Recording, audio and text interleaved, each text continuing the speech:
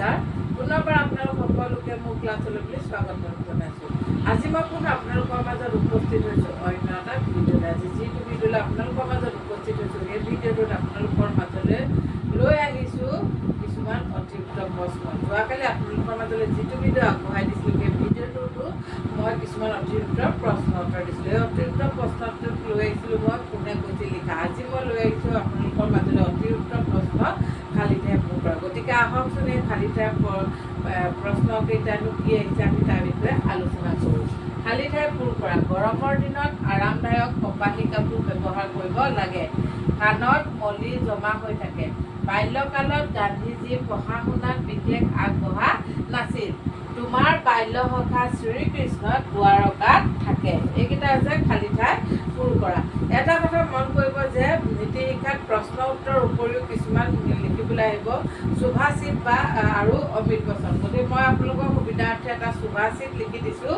সুভাষিত কাক কৃষ্ণ পিক কৃষ্ণ কুভেদ পিক কাকয়ো বসন্ত সময়ে প্ৰাপ্তে কাক কাক পিক পিক।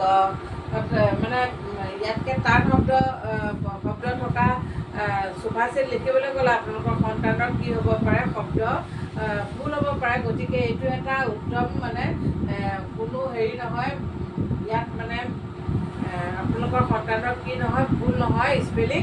গতিকে সেইকাৰণে লৈ আহিছোঁ। আকৌ এবাৰ গাই দিছোঁ। কাক কৃষ্ণ পিক কৃষ্ণ কুভেদ পিক কাকয়ো বসন্ত সময়ে প্ৰাপ্তে কাক কাক পিক পিক। এইটোৱে আছিল সুভাষিত। আৰু যদি অমৃত বচন লিখিবলৈ আহে তেতিয়া আপোনালোকে লিখি দিব সত্যৰ সদায় জয়।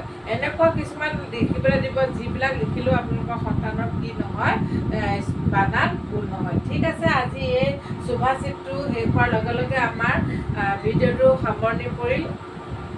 অহাকালি মই পুনৰ আপোনালোকৰ মাজলৈ অন্য এটা বিষয়ৰ ভিডিঅ'লৈ আপোনালোকৰ মাজত উপস্থিত হ'ম। অহাকালি আপোনালোকক মোৰ অন্য এটা ভিডিঅ'ত লগ পোৱাৰ আশাৰে মোৰ ফালৰ পৰা আপোনালোক সকলোলৈকে good bye, bye bye, good night and take care.